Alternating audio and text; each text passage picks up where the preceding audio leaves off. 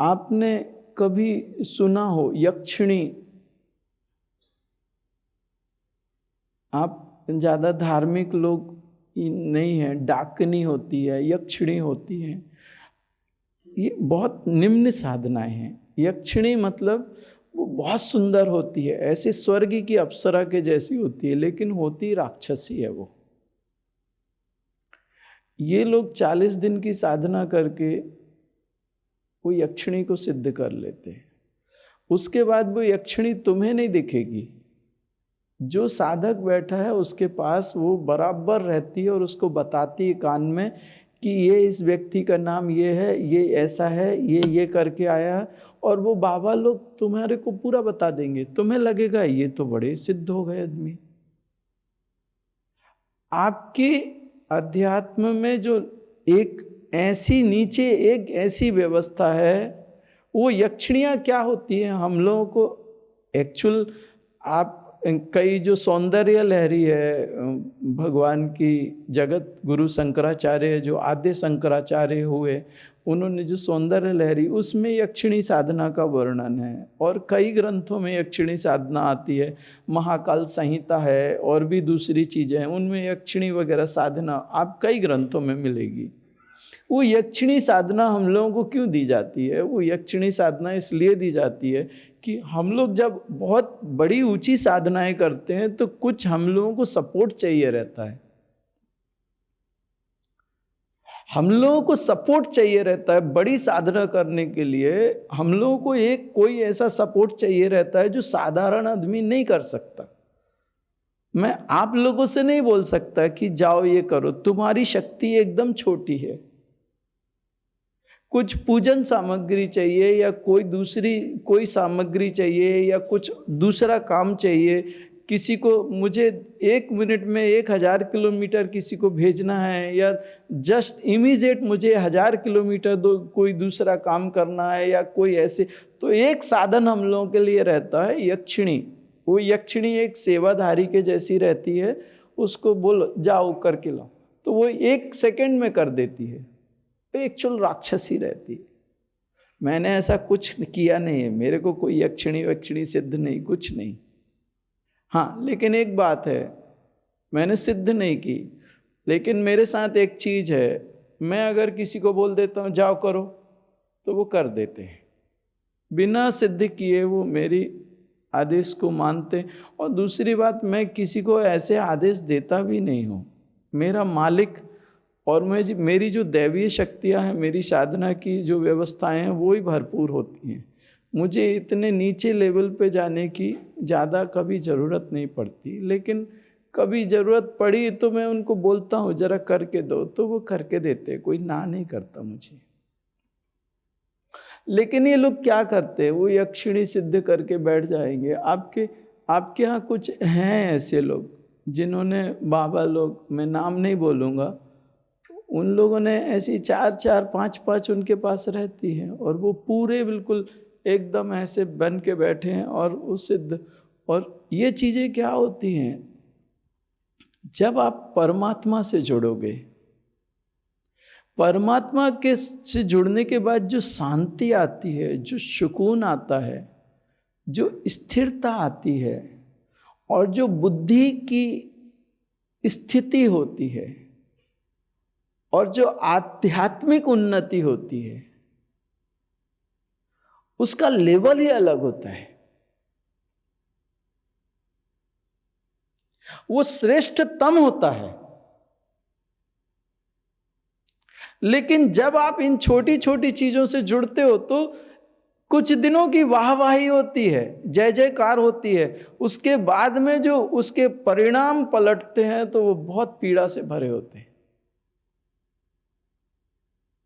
ये आपके यहाँ बहुत सारे लोग हैं जो ये करते हैं, बहुत सारे लोग हैं, और ये आसान है।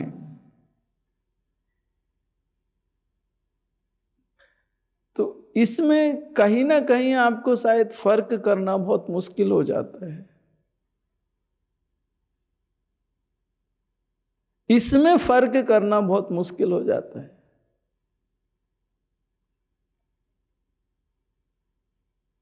बात हमारे वैदिक मंत्रों की है,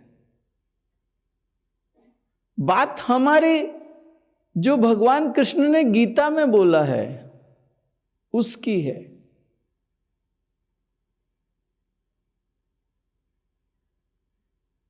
अगर उस पे कोई चल रहा है तो वाकई वो साधु है।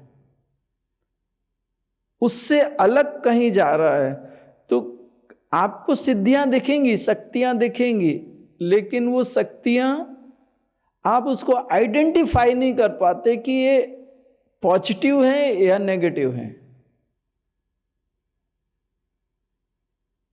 आपके साथ प्रॉब्लम एक है कि आप आइडेंटिफाई नहीं कर सकते कि ये पॉजिटिव है या नेगेटिव है।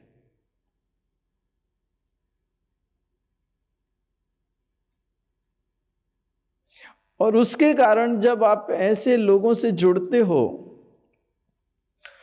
तो वो राक्षसी रहती है, यक्षिणी जो होती है वो राक्षसी रहती है। एक बार वो तुम्हारे जीवन में जब काम करेगी तो तुम्हें एक रिजल्ट तुरंत मिल जाएगा, लेकिन उसके बाद में क्या होता है कि वो तुम्हें जो रिजल्ट मिल गया, अब वो क्या चाहेगी कि तुम उसके बदले में क्या देते हो उसको। अगर मैं भगवान महाकाल का मंत्र आवाहन करूं तो महाकाल की जो ऊर्जा आती है वो एक कृपा करने के बाद में वो शांत हो जाती है। वो तुमसे ये इच्छा नहीं रखती कि अब तुम क्या दोगे उसको, क्योंकि वो महाकाल है, अपने आप में पूर्ण है, संतुष्ट है, शांत है। लेकिन यहां महाकाल की एनर्जी नहीं आई, यहां पे एक राक्षसी की एनर्जी आई। उस तथाकथित के पास आप गए और उसने एक यक्षिणी को इन्वोकेट किया और तुम्हारा एक काम करके दिया। उसके बाद में क्या हो जाता है कि वो यक्षिणी के मन में एक चीज आ जाती है कि मैंने इसका काम किया तो इसके बदले में ये क्या देगा।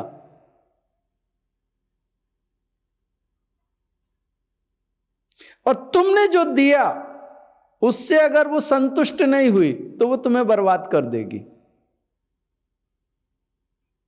और तुम्हें मालूम नहीं कि वो क्या चाहती है, तुम्हें जो सही समझ में आया तुमने वो दे दिया। या जो तुमने दिया, तुम यक्षिणी को तो देख नहीं सकते, तुम्हें ये नहीं मालूम, तुमने बाबा को दे दिया, अब उस बाबा ने उस यक्षिणी को संतुष्ट नहीं किया। मैं आपको एक कहानी सुनाता हूं उज्जैन की। एक उज्जैन में पहले के समय में एक मकान में एक बाबा जी रहते थे। उन्होंने क्या किया, एक डाकनी सिद्ध कर ली। अब वो डाकनी क्या होती है साहब, एक तो आपके चक्रास में रहती है और दूसरी साधना ऐसी रहती है कि वो ऐसे प्रकट हो जाती है आपके सामने पूरा, जैसे आप हो वैसे वो डाकनी, आपको पता नहीं चलेगा ये डाकनी है, वो आपके जैसी रहेगी लेकिन वो एक्चुअल इंसान नहीं है। तो उन बाबा जी ने क्या किया, वो डाकनी सिद्ध कर ली। वो शरीर एक सांवली सी बड़ी सुंदर सलोनी सी लेडी रहती थी, बहुत सुंदर सांवली थी, लेकिन उसके नैन नक्श एकदम बिल्कुल, बॉडी फिटनेस एकदम अलग। वो डाकनी वो बाबा जी के साथ रहती थी। अब बाबा जी का क्या काम था कि जो लोग बाबा जी के पास आते थे, बाबा जी आज हमारे लड़के की नौकरी नहीं लगी, बाबा जी आज हमारे ये हो गया, बाबा जी आज ये नहीं हो रहा, बाबा जी आज वो नहीं हो रहा, तो वो डाकनी जितनी उसकी शक्ति थी बाबा जी उसको उससे करवा के लेते थे। उसके बदले में वो डाकनी को क्या देते थे, एक बॉटल शराब और एक मुर्गा रोज। डाकनी को एक ही चीज उसको चाहिए रहती थी, एक मुर्गा और एक बॉटल शराब चाहिए पड़ती थी। और जिस दिन बाबा जी चूक गए उस दिन वो बाबा जी को हलाल कर देगी। वो ये नहीं देखेगी आज मार्केट पूरा बंद है और गवर्नमेंट ने पूरा कोई घर से बाहर नहीं निकल सकता, वो उसको कुछ नहीं मालूम। उसको एक बॉटल शराब चाहिए और एक मुर्गा चाहिए रोज उसके समय पे। धोखे से भी मुर्गे में अगर कोई बीमारी आ गई है, मुर्गा ठीक नहीं हुआ, उस दिन बाबा जी का लास्ट डे होने वाला है। वो इतनी खतरनाक होती है। तो लोगों को ये पता नहीं था ये डाकनी है। लोग सोचते थे बाबा की सेवा, एक लेडी है, इंसान है ये, और बाबा की सेवा करती है। और बाबा मस्त इतने मोटे, तोंद वोंद अच्छा, एक नीचे कपड़ा पहनते थे, ऊपर का पूरा, और बैठते थे, और लोग उनको बड़ा सिद्ध समझते थे। एक दिन कुछ गड़बड़ हो गई और उस डाकनी ने रौद्र रूप धारण किया। उस दिन से उस घर से बाबा जी के चीखने की आवाजें आने लगी। बहुत जोर जोर से चीखते थे और चिल्लाते थे और दर्द भरी आवाजें आती थी बाबा जी की। किसी की इतनी हिम्मत नहीं थी कि उस घर में घुस जाए। वो उज्जैन की बात है।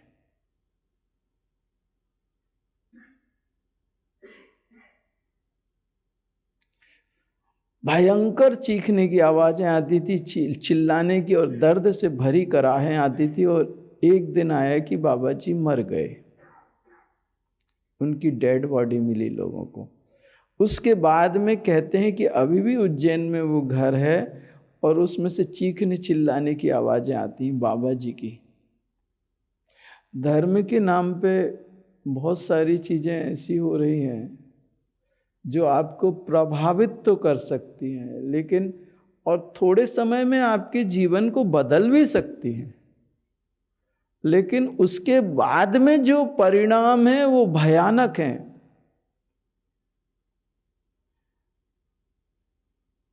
ये तांत्रिक लोग क्या करते हैं, भगवा पहन लेते हैं और ये अपनी जो गंदी तंत्र साधनाएं हैं,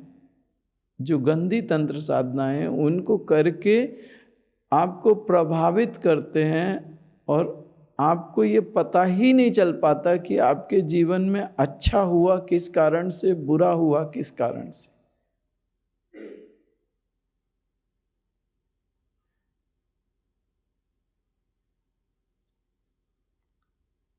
ये व्यवस्थाएं अभी बहुत बढ़ गई हैं, बहुत सारी बढ़ गई हैं। और मैं धर्म, इन चीज़ों को थोड़ा सा जानता हूँ, और आए दिन वो लोग हमारे साथ में जो दूसरे साधक वगैरह लोग रहते हैं ना, तो कभी कभी डिस्कस करते हैं, तो बोलते हैं यार उसने इतनी अक्षणी सिद्ध करके रखी है और देखो कितना बड़ा बाबा बन के बैठा है। 5 उसने सिद्ध करके रखी है और अपने आप को सिद्ध कहता है। तो बताते हैं आपस में कि यार 5 यक्षिणी सिद्धि की है उसने, और लोग, हजारों लोग जाते हैं उनके पास, हजारों उनके फॉलोअर्स हैं। हजारों बोला तो मैं शायद कम बोल रहा हूं।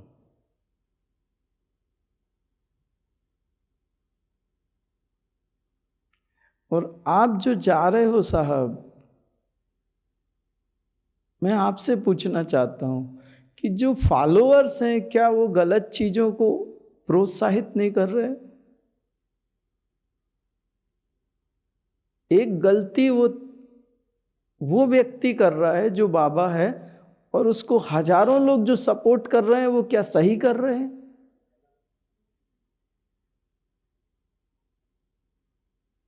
धर्म के नाम पे आप धोखा खा रहे हो और धर्म के नाम पे वो धोखा दे रहा है।